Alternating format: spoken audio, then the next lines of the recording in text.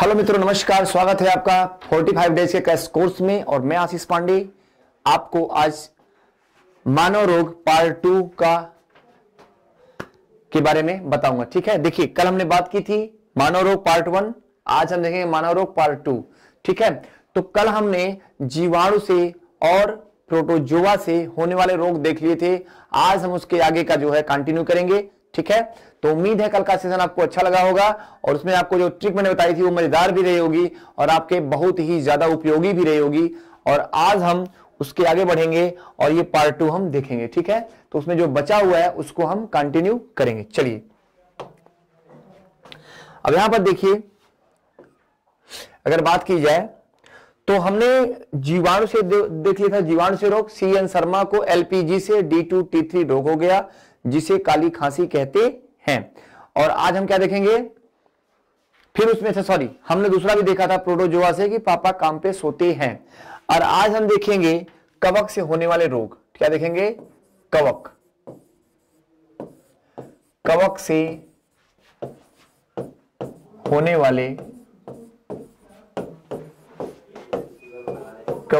वाले रोग। ठीक है, कवक से होने वाले रोग। तो यहां पर देखिए जो कवक से रोग होते हैं उसकी ट्रिक क्या है। ट्रिक और भी मजेदार है, आपको हंसी भी आएगी। तो इसमें जो ट्रिक है वो लिखा है, गंजा दामाद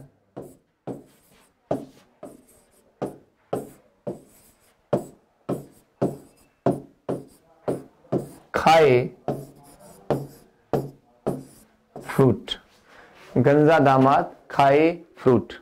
ओके, तो यहां पे देखिए जो अपने ने कवक हैं, क्या कवक मूल रूप से परजीवी होते हैं या मृतोपजीवी होते हैं। ओके, परजीवी होते हैं या मृतोपजीवी होते हैं।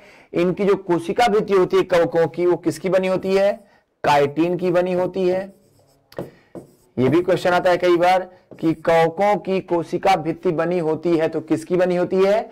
काइटिन की बनी होती है। ठीक, तो यहां पे है कवक से होने वाले रोग। अब यह क्या है? गंजा दामाद खाए फ्रूट। यहां देखिए गंजापन, एक क्या है आपका? गंजापन है। गंजापन है। ठीक है, गंजापन है यहां पे। दमा, दमा यानी क्या होता है? अस्थमा होता है। दमा या क्या होता है? अस्थमा होता है। यहां पे क्या है? दाद और खाज, द और ख, तो यहां पे क्या है? दाद खाज, दाद खाज, दाद खाज। और अब क्या है लास्ट वाला? यहां पे ए लिखा है, यहां पे क्या लिखा है? फ्रूट लिखा है, मतलब एथलीट फुट का रोग। यही एग्जाम में आपके अक्सर आता भी है। कौन सा? एथलीट फुट का रोग। कौन सा होता है ये? एथलीट फुट का रोग। अब ये क्या है इसको देख लेते हैं हम लोग पहले। देखिए जो आपका दमा है, जो अस्थमा है, वो किससे होता है? वो होता है एस्परजिलस नामक कवक से। किससे होता है? एस्परजिलस। ठीक है,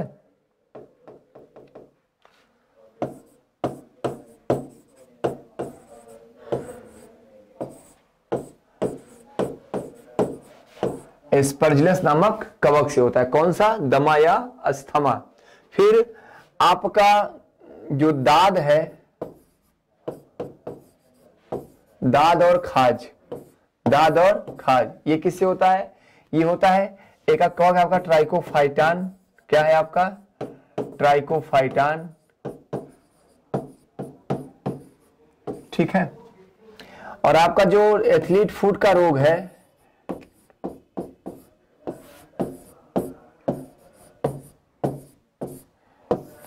एथलीट फुट का रोग, ये भी किससे होता है? ये भी होता है ट्राइकोफाइटान से ही।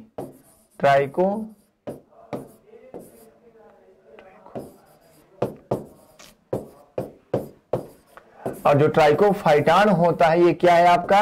ये आपका ब्लैक फंगस होता है। क्या होता है ये? काला फफूंद। ठीक है, ट्राइकोफाइटान क्या है आपका? ब्लैक फंगस होता है। और ध्यान दीजिएगा सभी कवक जो होते हैं, सभी कवक क्या होते हैं? सभी कवक मशरूम होते हैं।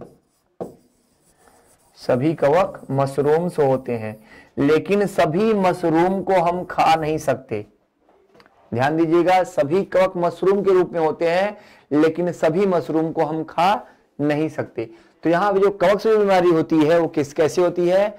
गंजा दामाद खाए फ्रूट, यानी गंजापन, दमा यानी अस्थमा, दांत खाज और आपका एथलीट फुट का रोग। इसके अलावा देखिए एक होता है फाइलेरिया। तो फाइलेरिया तो मुख्यतः मच्छर से होता है ना, फाइलेरिया जो है मच्छर से काटने से होता है, लेकिन उसमें क्या है, एक आपका परजीवी है जिसका नाम है Wuchereria. बुचीरेरिया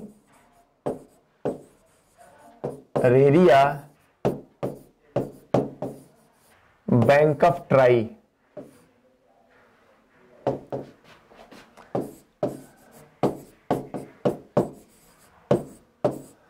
Wuchereria bancrofti के कारण क्या होता है आपका फाइलेरिया होता है। क्या होता है?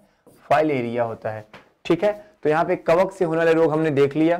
ठीक, अब इसके अलावा हम लोग कुछ और रोग देखेंगे। जैसे देखिए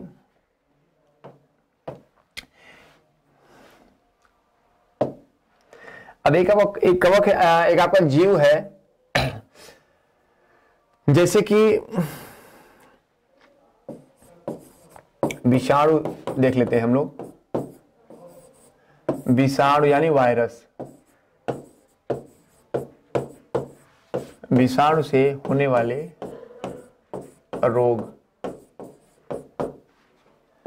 विषाणु से होने वाले रोग। अब यहां पे देखिए जो वायरस से जो होता है, वायरस मतलब विषाणु, ठीक है। तो यहां पे जो ट्रिक है इसकी वो क्या है, यहां पे ट्रिक है, आपने अक्सर पढ़ी भी होगी इसको, रेखा हमें हिट करके, रेखा हमें हिट करके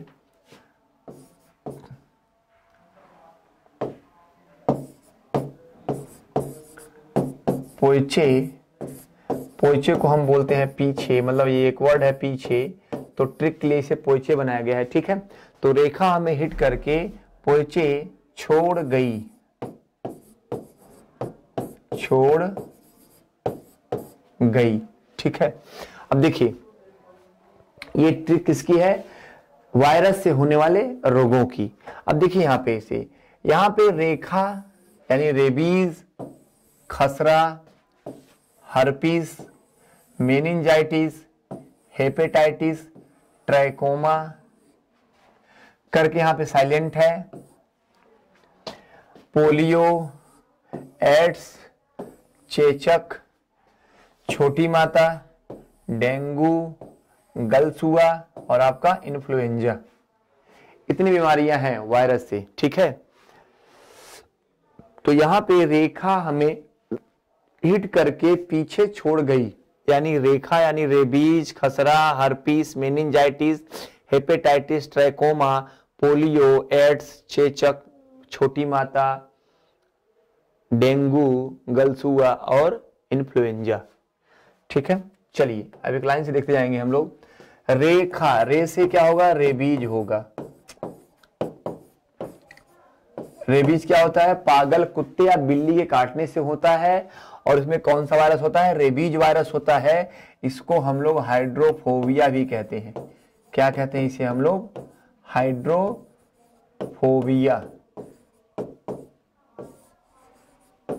ठीक है, हाइड्रोफोबिया कहते हैं इसे। क्लियर।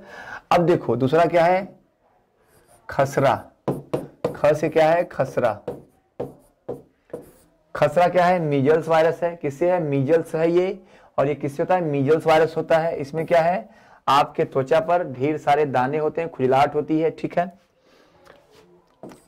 अब यहां पे क्या है, हर्पीस,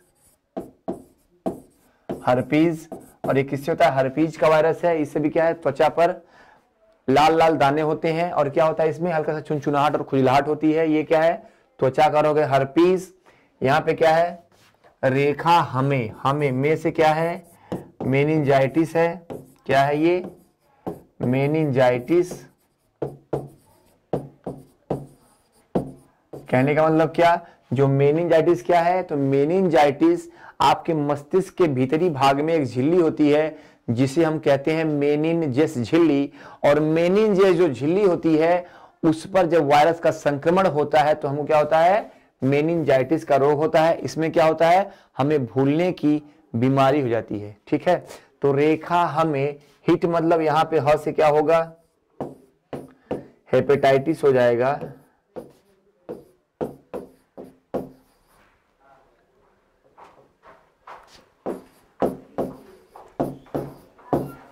हेपेटाइटिस, हेपेटाइटिस क्या बोलते हैं हम लोग, हेपेटाइटिस को हम लोग यकृत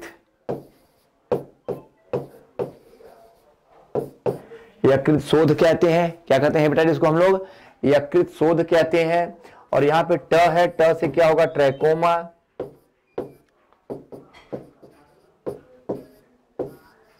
ट से क्या है, ट्रैकोमा। ट्रैकोमा क्या है, ट्रैकोमा से क्या होगा, आंखों में लाल, आंखें लाल हो जाएंगी, आंखों में क्या जलन होगी, और क्या होगा, आंख के अंधेपन का कारण भी होता है। क्या, ट्रैकोमा आंख के अंधेपन का कारण।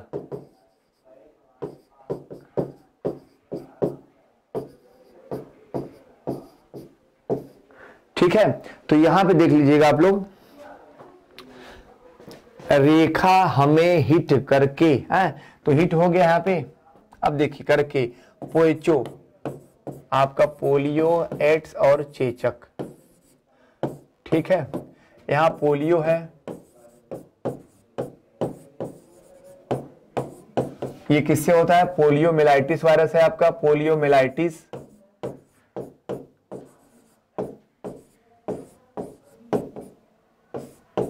पोलियोमिलाइटिस वायरस से होता है। इसमें क्या होता है आपका, जो आपकी नाड़ी तंत्र या तंत्रिका तंत्र है वो क्या होती है, तंत्रिका तंत्र या नाड़ी तंत्र प्रभावित होती है। अब ये आपका एड्स है, ये क्या है, इसमें क्या है आपका, इसमें जो आपका जो है क्या, प्रतिरक्षा तंत्र क्या होता है, प्रतिरक्षा तंत्र। इसमें आपका प्रतिरक्षा तंत्र क्या होता है, बिल्कुल डैमेज हो जाता है। क्या होता है, आपका प्रतिरक्षा तंत्र बिल्कुल क्या होता है, कमजोर हो जाता है। ठीक, अब जो ये वायरस है एड्स का, इसको कितना लगता है इसमें, इसको जो एड्स का वायरस है इसको क्या है, इसको बोलते हैं HIV। क्या बोलते हैं, HIV कहते हैं। और यह लगभग 12 वर्षों की, इसका जो है 12 वर्षों का एक चक्र होता है, एक चक्र होता है। उस चक्र के दौरान क्या करता है ये, उस चक्र के दौरान जो आपका HIV वायरस है पूरे शरीर की एंटीबॉडी को क्या करता है, नष्ट करता है। कौन सी एंटीबॉडी होती है हमारी जो अच्छा करती है, T4 लिम्फोसाइट। क्या नाम है, ध्यान रखिएगा, कभी कभी ये भी पूछता है, लिम्फोसाइट। कौन सी लिम्फोसाइट, T4 लिम्फोसाइट। तो जो HIV वायरस क्या करता है, HIV वायरस आपकी T4 लिम्फोसाइट्स को ही नष्ट करता है। और ये क्या है, चे से क्या हो जाएगा आपका, चेचक। क्या हो जाएगा, चेचक। ठीक है, ये किससे होता है, बैरियोला वायरस होता है। किससे होता है, बैरियोला वायरस से। ठीक, तो यहां पे क्या है, पोएचे। अब है आपका छोड़ गई। क्या है आपका, छोड़ गई। अब यहां देखिएगा, छोड़ गई, छोड़ गई। छोड़ से क्या होगा, छोटी माता। छोटी माता आप लोग जानते ही होंगे, ये होता है बैरिसेला वायरस से।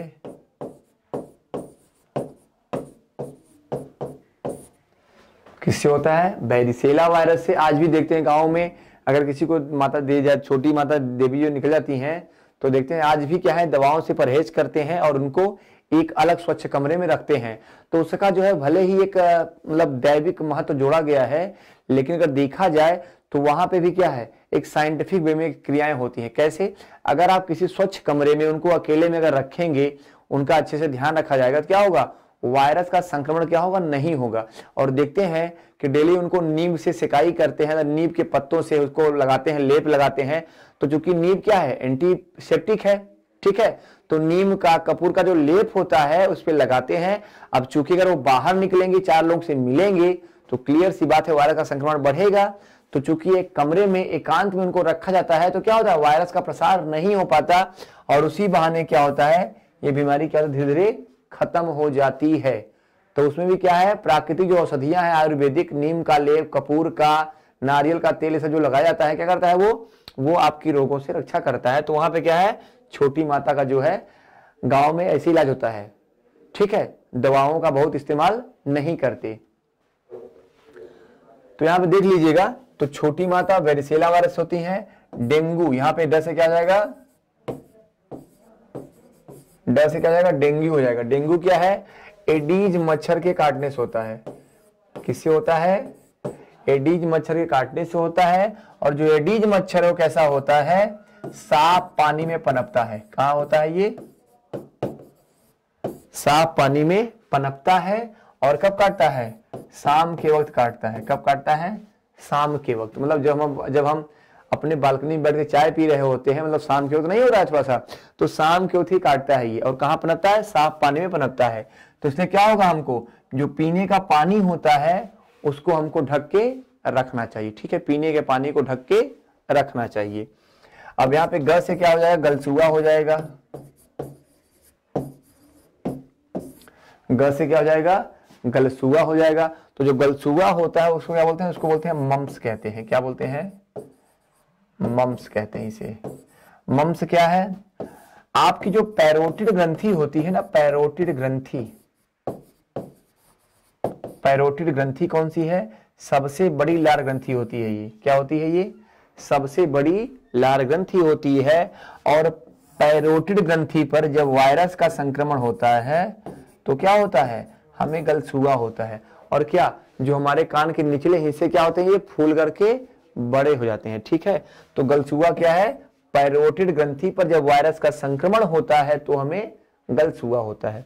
और यहां पे लास्ट क्या है आपका, इन्फ्लुएंजा।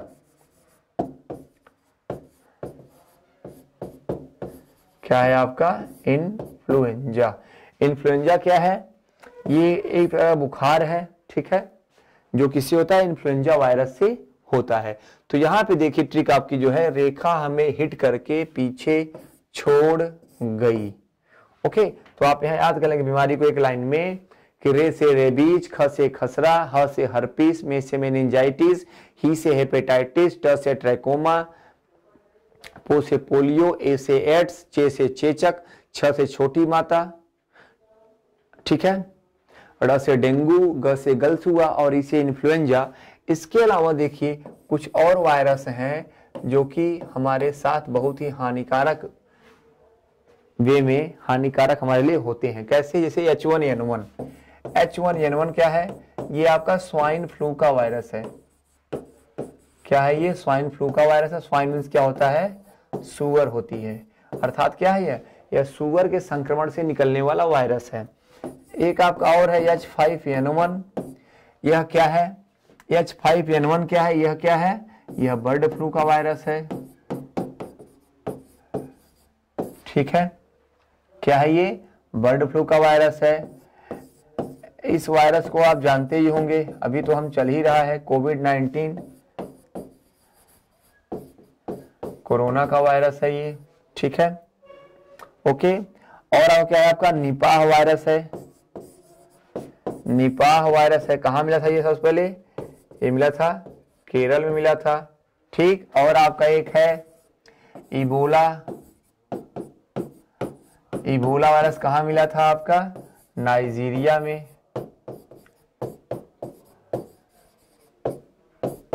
ठीक है। तो ये सारे हमारे वायरस हैं, H1N1 स्वाइन फ्लू का वायरस, H5N1 बर्ड फ्लू का virus, Covid virus, Nipah virus, Ebola virus, ढेर सारे वायरस। और वायरस क्या होते हैं, वायरस न्यूक्लियो प्रोटीन के बने होते हैं। किसके बने होते हैं वायरस, वायरस किसके बने होते हैं, वायरस न्यूक्लियो प्रोटीन के बने होते हैं, ठीक है। मतलब ये न्यूक्लिक अम्ल डीएनए या आरएनए प्लस प्रोटीन के बने होते हैं। इनमें जो प्रोटीन होती है कितनी होती है, प्रोटीन का लेयर ज्यादा होता है। प्रोटीन लेयर क्या होता है, प्रोटीन का लेयर इनमें ज्यादा होता है। इसीलिए क्या होते हैं ये अपना म्यूटेंट, क्या है म्यूटेंट अपना ये हमेशा चेंज करते रहते हैं। तो यहाँ पे वायरस से जो रोग है हमारा, हमने देखा रेखा हमें हिट करके पीछे छोड़ गई, ठीक है। चलो अब देखते हैं आनुवांशिक रोग।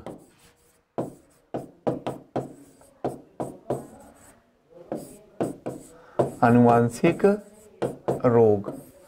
आनुवांशिक रोग जो होते हैं वो क्या होते हैं? आनुवांशिक रोग पीढ़ी दर पीढ़ी माता पिता से उनके बच्चों में, उनकी संतानों में स्थानांतरित होते रहते हैं। ठीक है, जैसे देखिए इसकी ट्रिक क्या है, वही क्लिप वही क्लिप वही डॉट, वही क्लिप वही डॉट। ठीक है, अब यहां पे देखो जो वही है इसका मतलब क्या होता है? वर्णांधता होता है। क्या होता है? वर्णांधता होता है। ठीक है, ही से क्या है? हीमोफीलिया। ही से क्या है? हीमोफीलिया। ठीक, अब देखो यहां पे जो क्ली है, क्ली का मतलब क्या है? क्ली का मतलब है क्लाइनफिल्टर सिंड्रोम। क्लाइनफिल्टर सिंड्रोम। प का मतलब क्या है? Patau syndrome. यहां पे वही क्या है? साइलेंट रहेगा। ड का मतलब क्या है? Down syndrome. और ट का मतलब क्या है? Turner syndrome. ठीक है, यहाँ पे आप देख लीजिए, स्क्रीनशॉट ले लेना चाहिए तो, कि वह से वर्णांधता, ही से हीमोफीलिया, क्ली से क्लाइनफिल्टर, प से पटाऊ सिंड्रोम, ड से डाउन सिंड्रोम और ट से टर्नर सिंड्रोम। ओके, तो आइए अब वन बाय वन इसको देखते हैं हम लोग। जो आपका वर्णांधता है ये क्या है? आपका कलर ब्लाइंडनेस। क्या है आपका? ये कलर ब्लाइंडनेस। Colour blindness. अब ये क्या है कलर ब्लाइंडनेस? ये क्या होता है कलर ब्लाइंडनेस? इसमें जो रोगी होता है वो लाल और हरा रंग में डिफरेंस नहीं कर पाता।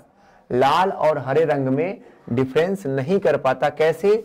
वह हरा को लाल समझता है और लाल को हरा समझता है। अब देखिए, जब वो हरे को लाल देखेगा और लाल को हरा देखेगा तो क्लियर सी बात है गड़बड़ी होगी। तो जो ऐसे व्यक्ति होते हैं वो क्या होते हैं? वो ड्राइवर नहीं बन पाते, ड्राइवर नहीं बन पाते, पायलट नहीं बन पाते, कलाकार नहीं बन पाते, चित्रकार नहीं बन पाते, हेयर डिजाइनर, हेयर ड्रेसर या आपका ड्रेस डिजाइनर जो होते हैं, वर्णकार, सज्जाकार। सज्जाकार क्या होता है? Dress designer. ये सब वो नहीं बन पाता। क्यों नहीं बन पाता? क्योंकि देखिएगा जैसे ड्राइवर है और ट्रेन लेके जा रहा है, वो ट्रेन लेके जा रहा है वो, ठीक है। अब यहाँ पे सिग्नल कैसा है? लाल है। सिग्नल कैसा है? लाल है। अब वो जा रहा है तो जो सिग्नल लाल है यहाँ पे वो क्या समझेगा? वो तो क्या समझेगा ना, वो तो समझेगा कि सिग्नल हरा है। वो क्या समझेगा? सिग्नल हरा है। तो क्या करेगा? वो ट्रेन लेके आगे बढ़ जाएगा। ठीक, यार सपोज सिग्नल अगर सिग्नल हरा है, सिग्नल माने अगर सिग्नल हरा है तो क्या करेगा वो? उसको क्या प्रतीत होगा? उसको ये लगेगा कि सिग्नल तो लाल है। क्या करेगा? ट्रेन लेके वो रुक जाएगा। क्लियर सी बात है। कोई चित्रकार है, उसको कोई लाल रंग भरना है चित्र में, तो क्या करेगा? वो तो हरा रंग भर देगा ना, हरा रंग भर देगा। तो इसलिए जो ऐसे व्यक्ति होते हैं वो क्या होते हैं? हरा लाल या लाल हरा समझते हैं। और इनमें क्या है? यह प्रमुख रूप से किसमें होता है? पुरुषों में होता है। किसमें होता है? पुरुषों में होता है। लेकिन इसकी वाहक कौन होती हैं? वाहक क्या है? मतलब पीढ़ी दर पीढ़ी इस रोग को उनके संतानों में ले जाने वाले कौन होती हैं? तो ये मादाएं होती हैं, वाहक। यानी यह रोग किसमें होता है? पुरुषों में होता है। और जो महिलाएं होती हैं वो वाहक का कार्य करती हैं। क्लियर हो गया? क्लियर हो गया। चलिए अब इसके बाद हैं हीमोफीलिया। हीमोफीलिया भी जो होता है वो प्रायः पुरुषों में ही होता है। हीमोफीलिया भी क्या होता है? प्रायः मेल में यानी पुरुषों में ही होता है। ठीक है, प्रायः मेल में ही होता है। लेकिन इसमें भी क्या होता है? जो वाहक होती है, कौन होती है वाहक? तो इसमें वाहक कौन होती है? महिला होती है। ठीक है, वाहक कौन होती है? महिला होती है। अब देखिए इसे हम क्या बोलते हैं, तो इसे हम शाही रोग कहते हैं। इसे हम क्या बोलते हैं, इसे हम शाही रोग कहते हैं, यानी रॉयल डिजीज। रॉयल क्यों कहते हैं इसे, क्योंकि यह रोग सबसे पहले कहां मिला था, ब्रिटेन की महारानी के, ब्रिटेन की महारानी में।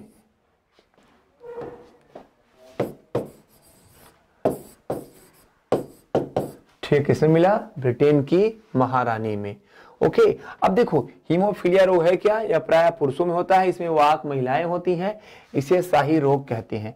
अब इस रोग में होता क्या है, इस रोग में क्या होता है, जिस व्यक्ति में या जिस व्यक्ति में यह रोग होता है तो उसमें क्या होता है, रुधिर का थक्का नहीं बनता। क्या होता है, रुधिर का थक्का नहीं बनता, यानी रोगी का जो रुधिर स्राव है वो क्या होता है, बंद नहीं होता। अरे भाई रुधिर कब बहना बंद होगा, जब उसका थक्का बनेगा तभी तो बंद होगा ना। तो रोगी क्या होता है, रोगी के रुधिर का थक्का बनना बंद नहीं होता। क्लियर, तो इसे क्या बोलते हैं, हीमोफीलिया। ओके चलो, अब ये दोनों क्या है, ये दोनों अनुवांशिक रोग है, यानी अगर माता पिता में से किसी को भी है तो उसकी अगली पीढ़ी में वो जाएंगे। ठीक है, उसकी अगली पीढ़ी में वो रोग जाएंगे। चलो आगे बढ़ते हैं। अब आते हैं क्लीन फिल्टर सिंड्रोम पर, या इसे हम बोलते हैं Kline filter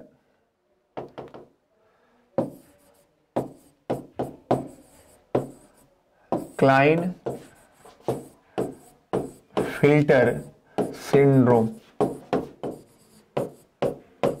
Kline filter syndrome. अब पहले तो जानिए सिंड्रोम क्या है, पहले जानिए आप सिंड्रोम क्या है।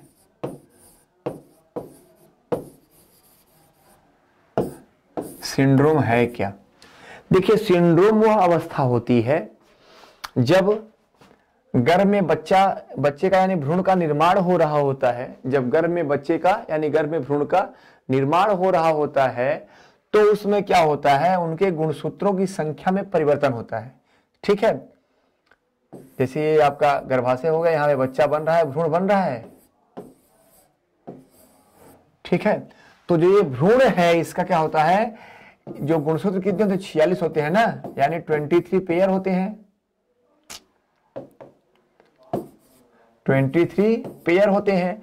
तो जो गुणसूत्रों की संख्या जो 46 होती है, तो क्या है, वो कभी कभी 45 रहती है या कभी कभी 47 या 48 हो जाती है। तो भ्रूणावस्था के दौरान, यानी क्या है भ्रूणावस्था, जब यहाँ पे बच्चे का निर्माण हो रहा होता है। ठीक है, तो भ्रूणावस्था के दौरान गुणसूत्रों की संख्या में कमी या वृद्धि का हो जाना क्या कहलाता है, सिंड्रोम कहलाता है। अब देखो जब गुणसूत्रों की संख्या में परिवर्तन हो जाएगा तो जाहिर सी बात है उनमें शारीरिक परिवर्तन होगा, लैंगिक परिवर्तन होगा, दोनों होगा। तो चूंकि देखिए यहां पे आपको ध्यान देना है कि मानव शरीर में जो गुणसूत्र होते हैं वो होते हैं 22 पेयर। 22 पेयर क्या होते हैं, वो क्या होते हैं, वो समजात होते हैं। क्या होते हैं, समजात होते हैं। इन्हें हम बोलते हैं ऑटोसोम कहते हैं। और जो 23वां होता है, मतलब 23वां वाला होता है, टोटल कितने, टोटल 23 पेयर है ना, तो कैसे कहेंगे, 22 पेयर और 1 पेयर।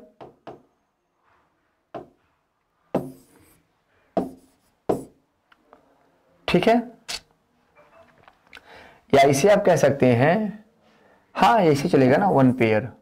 जो अंतिम वाला होता है, अंतिम वाला 45 और 46 वाला, वो क्या होता है, उसे हम कहते हैं लिंग गुणसूत्र। क्या कहते हैं उसे, लिंग गुणसूत्र कहते हैं इसे। ठीक है, इसे क्या बोलते हैं हम लोग, सेक्स क्रोमोसोम्स, या इसी को हम कहते हैं हेट्रोसोम। क्या कहते हैं इसे, हम हेट्रोसोम कहते हैं। क्लियर, तो यहां पे देखो 22 जोड़ी गुणसूत्र हैं, समजात गुणसूत्र हैं, और लास्ट वाला जो है 21 पे एक पेयर है, जो 23वां वाला होता है वो क्या होता है, हेट्रोसोम होता है, यानी ये विषम गुणसूत्र है। तो इसमें आपको देखना है कि जब 22 पेयर यानी 44, इनमें अगर परिवर्तन होता है, ध्यान दीजिएगा, इनमें अगर परिवर्तन मतलब क्या, घटना या बढ़ना, तो अगर इनमें घटना या बढ़ना होता है तो शरीर में शारीरिक अवस्था में परिवर्तन होता है। तो क्या होता है, शारीरिक अवस्था में परिवर्तन होता है। ठीक है, शारीरिक अवस्था में परिवर्तन होता है, माने शारीरिक कोशिकाओं में परिवर्तन होता है। लेकिन जब 23 वाला यानी 45 और 46, इनमें जब परिवर्तन होता है क्या होता है, इनमें जब परिवर्तन होगा तो लैंगिक परिवर्तन होगा। क्या होगा,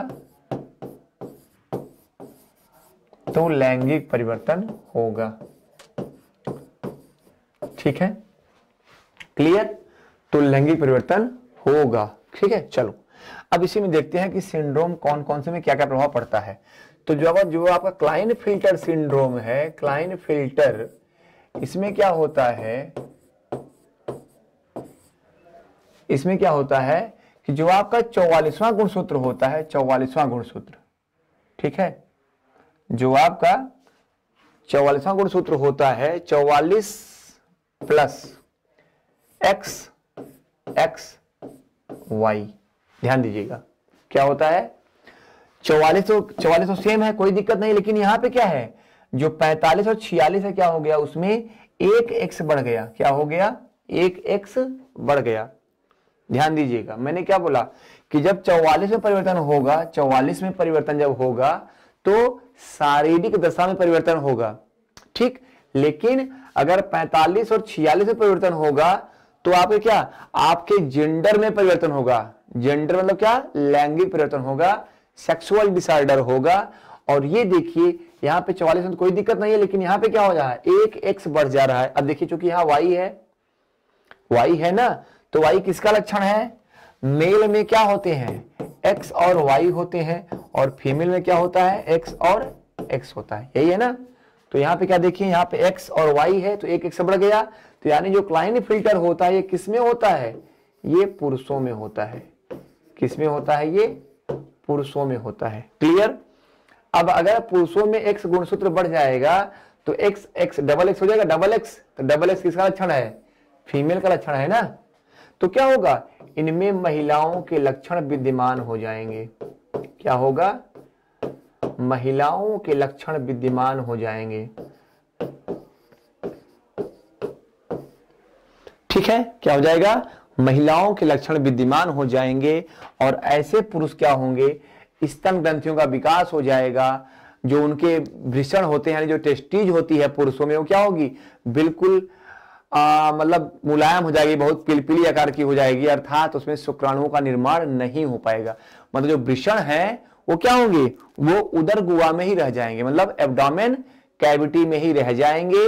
और ऐसे पुरुष जो है क्या होते हैं, किन्नर हो जाते हैं। क्या होते हैं, ट्रांसजेंडर बन जाते हैं। तो जो क्लाइनफिल्टर किसमें होता है, यह पुरुषों में होता है। इसमें क्या होता है, 45वें नंबर जो गुणसूत्र है 45वें नंबर का, उसमें क्या होता है, एक एक्स गुणसूत्र की वृद्धि हो जाती है। क्लियर हुआ। चलो अब जो पटाऊ सिंड्रोम क्या है ये देखते हैं। पटाऊ सिंड्रोम, पटाऊ सिंड्रोम जो होता है, इसमें क्या होता है, जो आपके दैहिक गुणसूत्र हैं, दैहिक यानी जो आपके 44 हैं, इसमें क्या होता है, जो आपका 13वां गुणसूत्र है, 13वां गुणसूत्र, ठीक है, 13वां है ना।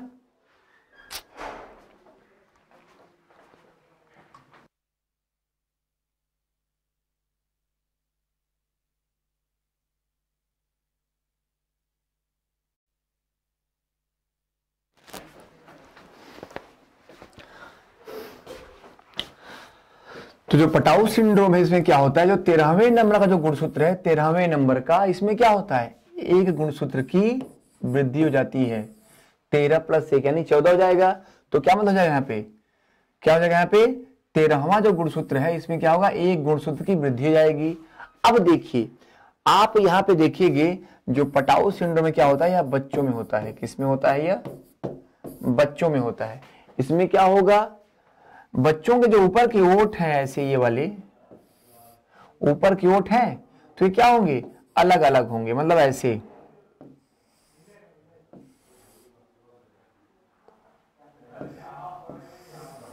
कैसे होंगे ये? बिल्कुल अलग अलग होंगे, ठीक है। मतलब आपके सामने के जो दांत हैं दिखते रहेंगे। या तो क्या होगा, जो नाक है क्या होंगे, आपके नाक से जुड़े रहेंगे। क्या होगा? नाक से जुड़े रहेंगे, ठीक है। तो पटाऊ सिंड्रोम में क्या होता है, ऊपर के ओठ अलग अलग होते हैं या नाक से जुड़े होते हैं, इन्हें क्या बोलते हैं? पटाऊ सिंड्रोम कहते हैं। अब ये क्या है, इसमें आजकल सरकार कैंप लगवा के इसका ऑपरेशन करवा रही है और इसकी सर्जरी से बिल्कुल क्या हो रहा है, बिल्कुल ठीक हो जा रहा है। सामान्य मनुष्य की तरह उनके ये ऊपर वाले जो ओठ है तारू के हो जाएंगे। तो पटाऊ सिंड्रोम क्या है, इसमें जो आपका ऊपर वाला ओठ है ये दोनों क्या होता है, बिल्कुल अलग अलग होता है, अर्थात उंगली के बराबर गैप आता है। इसमें दांत दिखाई पड़ते हैं बाहर से और या तो ये नाक से जुड़े रहते हैं, ठीक है। तो ये क्या है, पटाऊ सिंड्रोम है, जिसमें क्या होता है 13वां जो गुणसूत्र है इसमें क्या होता है, एक गुणसूत्र बढ़ जाता है। अब आपका अगला है डाउन सिंड्रोम। क्या है? Down syndrome. डाउन सिंड्रोम, ठीक है। अब जो आपका डाउन सिंड्रोम है उसमें आप देख लीजिए डाउन सिंड्रोम क्या है। तो इसमें क्या है, जो 21 वाला गुणसूत्र है, 21वां जो गुणसूत्र है, 21वें नंबर पे क्या होता है, एक गुणसूत्र क्या होता है, बढ़ जाता है। एक गुणसूत्र की वृद्धि हो जाती है, ठीक है। तो इसमें क्या हो जाएगा डाउन सिंड्रोम में, यह भी किसमें होता है, यह भी बच्चों में होता है। और इसमें क्या हो जाएगा, जब 21वें गुणसूत्र पर एक गुणसूत्र की वृद्धि हो जाएगी तो बच्चों में क्या होगा, मंगोलिज्म का रोग हो जाएगा। क्या हो जाएगा? मंगोलिज्म का रोग हो जाएगा। मंगोलिज्म क्या है, बच्चा इसमें क्या होगा, बिल्कुल मंद बुद्धि हो जाएगा। मंद बुद्धि हो जाएगा, वह बौनापन का शिकार हो जाएगा, यानी उसमें बौनापन आ जाएगा, ठीक है। शारीरिक वृद्धि विकास बहुत नहीं हो पाएगा। भाई जब बौना हो जाएगा तो कहां से विकास होगा, शारीरिक वृद्धि और विकास क्या हो जाएगा, रुक जाएगा, ठीक है। क्लियर? तो यहां पे क्या होगा, जो डाउन सिंड्रोम है इसमें 21वें नंबर के गुणसूत्र पर एक गुणसूत्र की वृद्धि हो जाएगी और बच्चे में क्या होगा, मंगोलिज्म का रोग हो जाएगा, ठीक है। अर्थात उसमें वह मंद बुद्धि हो जाएगा, बौना हो जाएगा और शारीरिक वृद्धि और विकास उसमें नहीं हो पाएगा। टर्नर सिंड्रोम क्या है आपका, टर्नर सिंड्रोम, ठीक है। अब क्या है टर्नर सिंड्रोम, अब देखिए यह किसमें होता है, यह महिलाओं में होता है। टर्नर सिंड्रोम किसमें होता है, महिलाओं में होता है। महिलाओं में क्या होता है, यह आपने देखा 44 प्लस XX, महिलाओं में क्या होता है 44 प्लस XX होता है ना। तो जो यहां पे क्या है, जो एक X गुणसूत्र है क्या होगा, ये नील हो जाएगा, मतलब ये नहीं रहेगा, ठीक है। मतलब X और 0 क्या होगा, X और 0, ठीक है। तो यहां पे क्या होगा, यानी इनमें क्या होगा, इनमें 44 45, यानी इनमें 45 गुणसूत्र शेष रहेंगे। अब अगर महिलाओं में एक गुणसूत्र नहीं रहेगा तो क्या होगा, इनमें हृदय गति बहुत धीमी होगी। हृदय गति क्या होगी, बिल्कुल धीमी होगी। मासिक धर्म नहीं होगा, यानी मेंस्ट्रुअल साइकिल नहीं होगी, मासिक धर्म नहीं होगा, ठीक है। इनमें क्या मांसपेशियों का विकास नहीं होगा, या पेशियों में थकावट हमेशा बनी रहेगी, पेशीय थकावट हमेशा बनी रहेगी, ठीक है। तो कहने का मतलब हृदय गति का धीमा होना, मानसिक धर्म का ना होना, पेशीय थकावट होना और शारीरिक जो है इनका विकास नहीं होगा, शारीरिक और लैंगिक विकास क्या होगा, नहीं होगा, ठीक है। तो यह महिलाओं में होता है। इन्हें हम मादा किन्नर भी कह सकते हैं। क्या कह सकते हैं, मादा किन्नर, ठीक। तो टर्नर सिंड्रोम किसमें होता है, महिलाओं में होता है। और क्लाइनफिल्टर सिंड्रोम किसमें होता है, पुरुषों में होता है, ठीक है। तो यहां पर ये हमारा हुआ वही क्लिप वही डार्ट, ठीक है।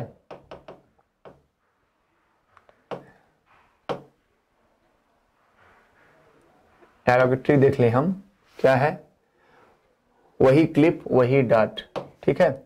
ये देखिए, वही वरांधता, haemophilia, Klinefelter, Patau syndrome, Down syndrome और टर्नर सिंड्रोम, ठीक है। ठीक, चलो अब इसके अलावा देखिए कुछ और रोग हैं जो होते हैं पुरुषों में और महिलाओं में। तो ये कौन सा है, ये एक आपका है blue baby syndrome. Blue baby syndrome,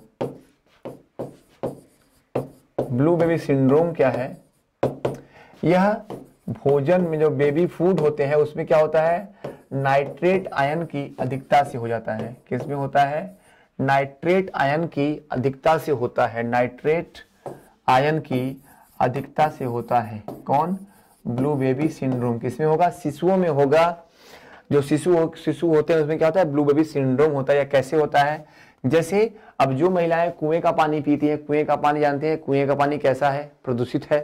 तो कुएं का पानी या उनके जो बेबी फूड आते हैं ना, बेबी फूड, तो बेबी फूड में क्या होता है, नाइट्रेट आयन की अधिकता होती है। तो यह किसमें होता है, शिशुओं में होता है। और इसमें क्या होता है, शरीर का रंग कैसा होता है, शरीर का रंग नीला पड़ जाता है। इसलिए क्या बोलते हैं, इसे ब्लू बेबी सिंड्रोम कहते हैं। कैसे होता है, यह नाइट्रेट आयन की अधिकता से होता है। ठीक, अब ब्लू क्यों पड़ जाएगा, क्या होगा, ऑक्सीजन की कमी हो जाएगी। क्या होगा, ऑक्सीजन की कमी हो जाएगी। ठीक है, नेक्स्ट देख लेते हैं, आपका मिनी माटा है। मिनी माटा क्या है, जापान की एक खाड़ी है। क्या है यह, जापान की एक खाड़ी है, गल्फ है वहां की, यानी बे ऑफ जापान।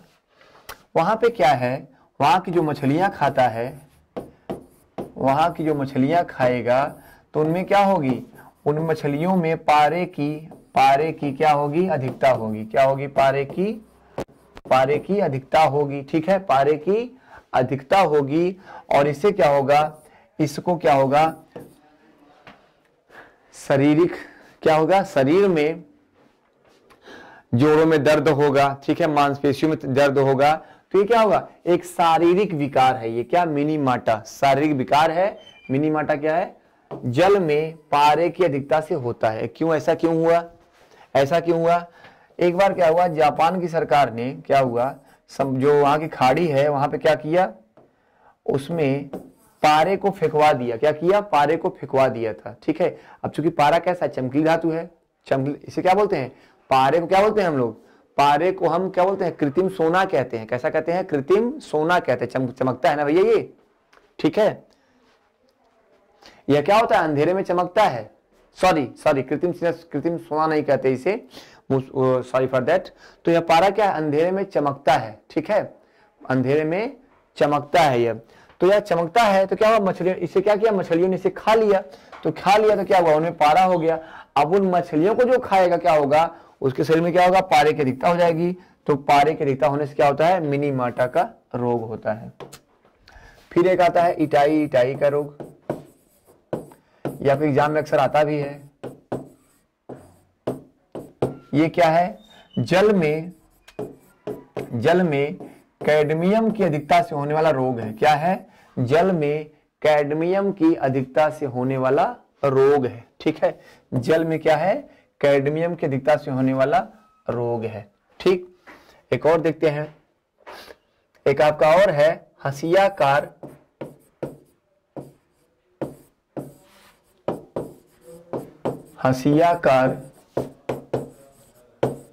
रुधिर